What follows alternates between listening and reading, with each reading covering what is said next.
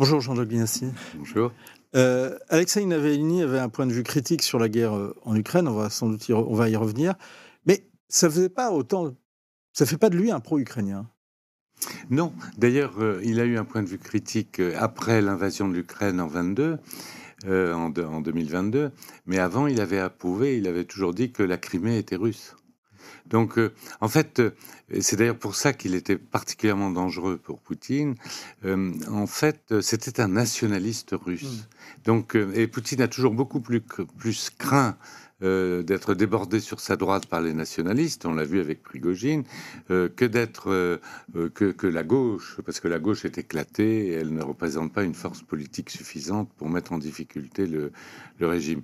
Je pense que le traitement particulièrement sévère qu'il a reçu, c'est la lutte contre la corruption, parce que ça, c'est un thème qui n'est pas politique, qui fait l'unanimité, plus la question du nationalisme. On va y revenir. Que sait-on vraiment, ou que peut-on savoir vraiment, au regard des annonces, des circonstances de sa mort? Écoutez, je pense qu'en fait, ça n'a pas beaucoup d'importance dans la mesure. Alors, la mort, c'est toujours quelque chose d'épouvantable, et lui, c'est un martyr et avec un homme d'un courage extrême. Mais je pense que c'est le gouvernement russe, enfin le régime, quoi qu'il advienne, qui est responsable de sa mort, parce qu'il a été empoisonné une première fois, il est revenu à ses risques et périls, et il a assumé le risque d'être un martyr, et ensuite il a été envoyé par ce gouvernement au-delà du cercle polaire, à 2000 km à 2000 km, dans des conditions particulièrement difficiles, etc. Donc il pouvait bien se douter qu'il ne tiendrait pas le coup, surtout qu'il était affaibli. Son épouse et les États-Unis restent maintenant, pour autant, prudents sur la thèse de sa mort. C'est-à-dire qu'ils disent, si ça se confirme. Ah oui, ce que vous voulez dire, c'est que peut-être qu'il n'est pas mort. Je ne sais pas. Mais en tous les cas, je note en tous les cas que, pour l'instant, les États-Unis, je ne sais pas, hein, mais je vous demande, je ne sais pas, qu'est-ce qu'il faut penser de ce conditionnel émis à la fois à Washington ou à Munich par son Alors, épouse. c'est vrai qu'il y a quelques mois, il y a eu une zone grise, on n'avait pas de nouvelles de lui pendant 4 semaines. Au mois de décembre. Exactement. Hein, c'est-à-dire que... Donc effectivement, mais compte tenu de l'embarras manifeste de Peskov, le porte-parole du Kremlin, quand on lui a dit alors Navalny est mort. Navalny est mort, et lui il a répondu on va faire une enquête, on va mobiliser tout ce que l'État peut faire pour savoir ce qui s'est passé, etc. Il n'avait pas l'air de remettre en cause la mort, et d'autre part il est manifesté un profond embarras. Il était, ce qui est intéressant dans ce que vous dites, c'est qu'il était vraiment dangereux pour qu'on l'embastille, on lui mette 30, non pas 19 ans, mais 30 ans de prison. C'est-à-dire 9 ans pour fraude au départ, et ensuite 19 ans pour extrémisme. Pourquoi il était aussi dangereux pour le pouvoir, pour le Kremlin? Alors, au moment de sa mort, si elle est confirmée, il n'était plus dangereux. Mais il l'a été. Il l'a été parce qu'il y a eu certains tests qui ont été faits, notamment à un moment il y a eu une élection, je crois que c'était en 2017 à la mairie de Moscou. Il avait fait un score, il a même eu des députés. Ensuite, chaque fois qu'il y avait des élections, on voyait que il avait des résultats. Pas énorme, mais dans le contexte russe, c'était déjà significatif. Et puis, encore une fois, il chevauchait deux thèmes qui étaient particulièrement dangereux pour Poutine. Le thème de la corruption, qui fait l'unanimité en Russie, et au-delà des politiques, bien sûr, au-delà de la question politique, et le thème du nationalisme, c'est-à-dire le pays est mal géré, mais je ne conteste pas les ambitions nationales du régime. Est-ce que il n'était pas dangereux pour Poutine parce que finalement, entre guillemets, il était comme Poutine, c'est-à-dire défenseur. Enfin, pour Navalny, Poutine était du côté des réformateurs avec le groupe de Saint-Pétersbourg dans les années 90 autour du maire Anatoly Chubais et Navalny, Sobchak, pardon, et Navalny, lui, était défenseur du droit, avocat, donc un côté, peut dire, je sais pas, un peu réformateur, et à la fois très nationaliste, et très jeune, très moderne. Est-ce que, justement, ça pouvait pas... C'était pas ça qui était dangereux Absolument. vis-à-vis de Poutine, c'est qu'il était finalement une forme d'un autre Poutine. Absolument, absolument. Et c'est une des raisons pour lesquelles aussi c'était un peu la faiblesse de Navalny, c'est qu'il n'a jamais été complètement accepté par la gauche russe. Alors la gauche russe est éclatée. Il a été quand même renvoyé, si je puis dire, du mouvement libéral-démocrate Yabloko. Parce que justement, il avait tenu à l'époque des propos nationalistes, donc il était perçu. C'était un ovni à sa façon, mais il avait trouvé sa niche électorale, la lutte contre la corruption, donc sa fameuse fondation, et puis Rospil, il avait commencé comme ça, et finalement un positionnement à droite nationaliste qui pouvait inquiéter le pouvoir. Est-ce que justement, jusque dans sa mort, il n'incarne pas ce positionnement nationaliste. Dans le dernier interview qu'il donne au Times, je crois, il dit je pourrais être en exil, mais c'est dans mon pays que je dois être. Et il sait ce qui va lui arriver. Il sait, enfin, en tout cas, il sait les risques qu'il court. Il a pris le risque du martyr. Il savait ce qu'il faisait. Donc c'est une figure un peu, je dis pas christique, c'est exagéré, mais en tout cas symbolique très forte. Et il va le rester. Il est plus grand mort que vivant, hein, Navalny. Et est-ce que ça, c'est pas très russe? Si, bien sûr. Bien sûr. Est-ce qu'il n'y a pas quelque chose même d'un héros de Dostoïevski dans cette fin? Il y a un peu de ça. Il y a un peu de ça. Dostoïevski qui a lui-même été déporté. Oui, oui. Il y a un peu de ça, et c'est quand même une étape supplémentaire dans la répression, même si j'ai tendance à penser que c'est un accident de parcours, que Poutine ne souhaitait pas sa mort, ça lui apporte que des ennuis. Parce que... Oui, mais enfin, ça on entend, ça, le Kremlin dit ça aujourd'hui, mais enfin, quand vous embastillez quelqu'un à 2000 km au nord-est de Moscou, à moins 38 degrés, dans des conditions sanitaires dont tout le monde dit, même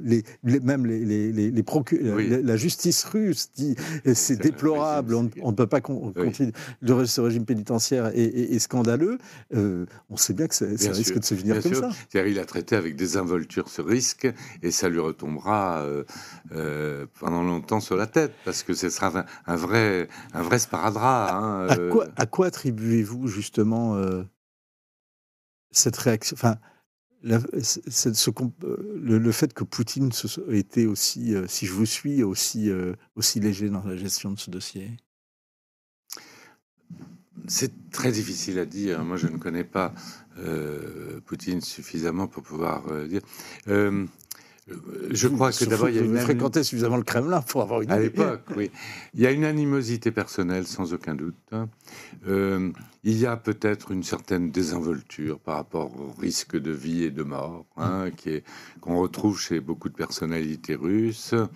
Et puis, le sentiment, à un moment, il a eu le sentiment d'un certain danger, c'est clair, politique. Pas en ce moment. C'est pour ça que je pense que qu'il ait survécu ou qu'il n'ait pas survécu, probablement le régime s'en foutait, mais ça tombe mal en ce moment. Zelensky est à Berlin, à Paris, il y a un mouvement d'indignation mondiale, donc ça...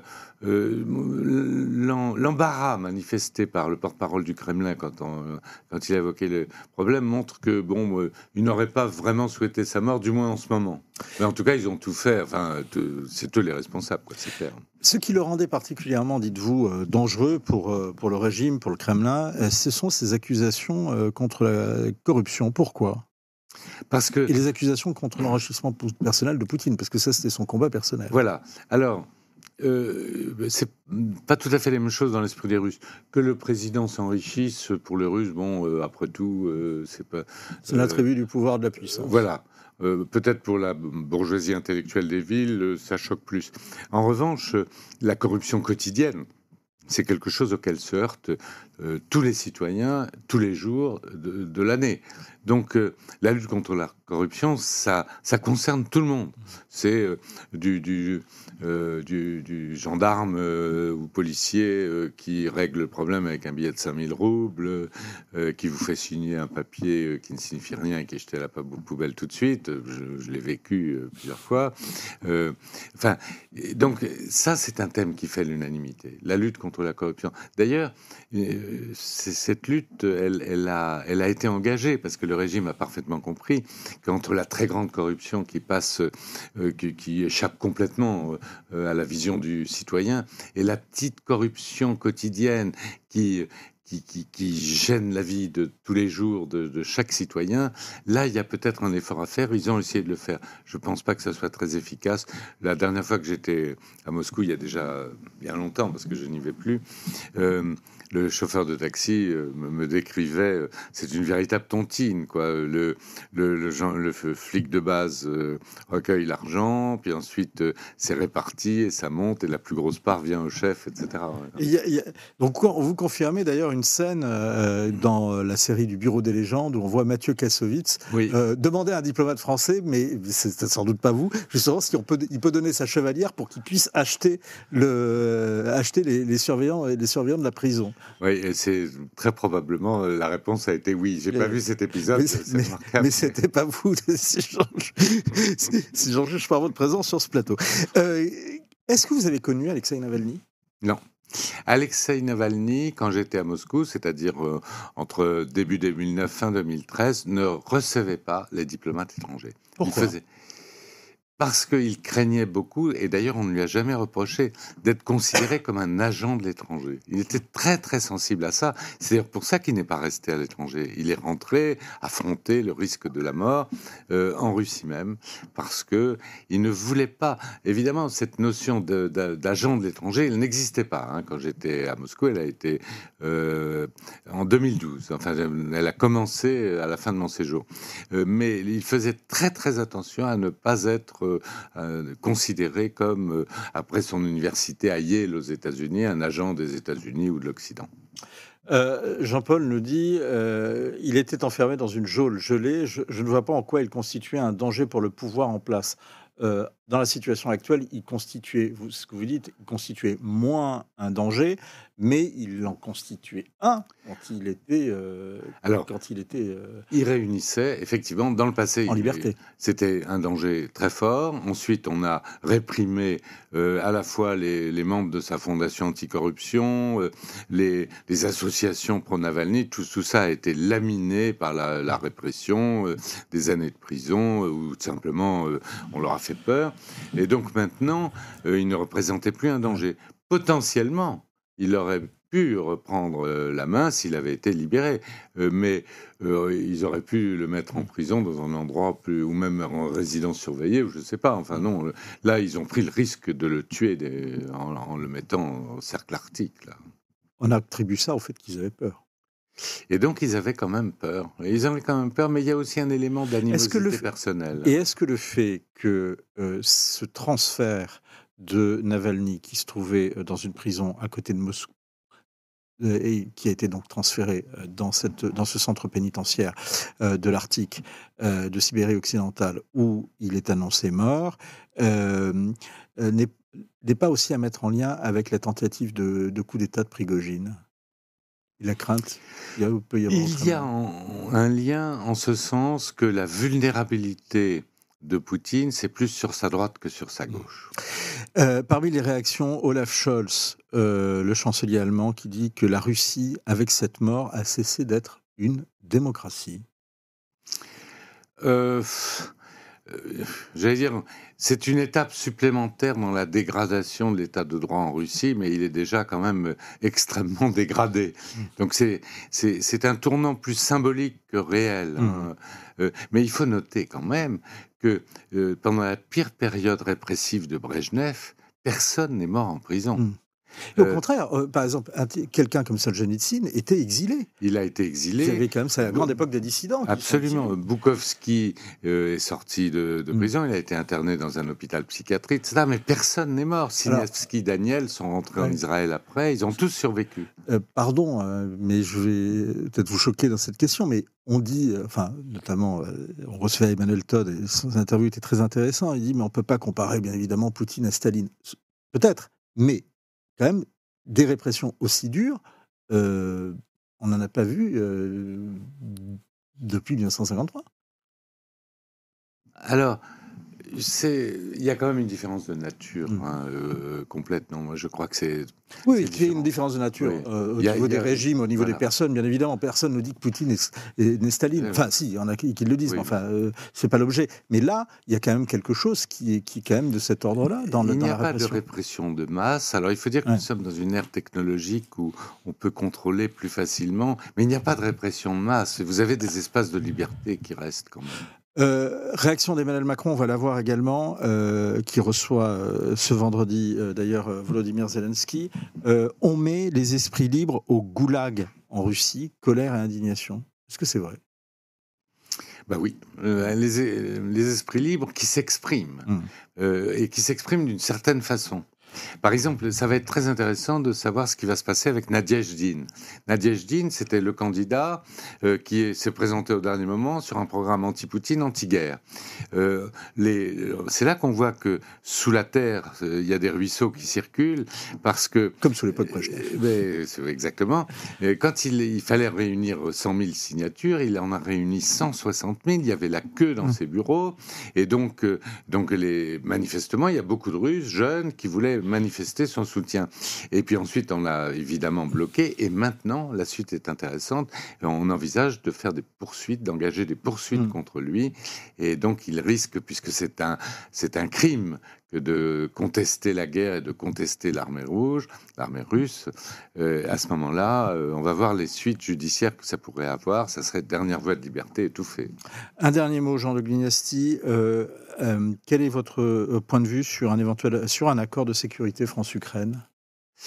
Alors, moi, je fais partie de ceux qui pensent qu'un accord de paix est inévitable avec des concessions territoriales de la part de l'Ukraine, qui d'ailleurs les a déjà acceptées dans le passé.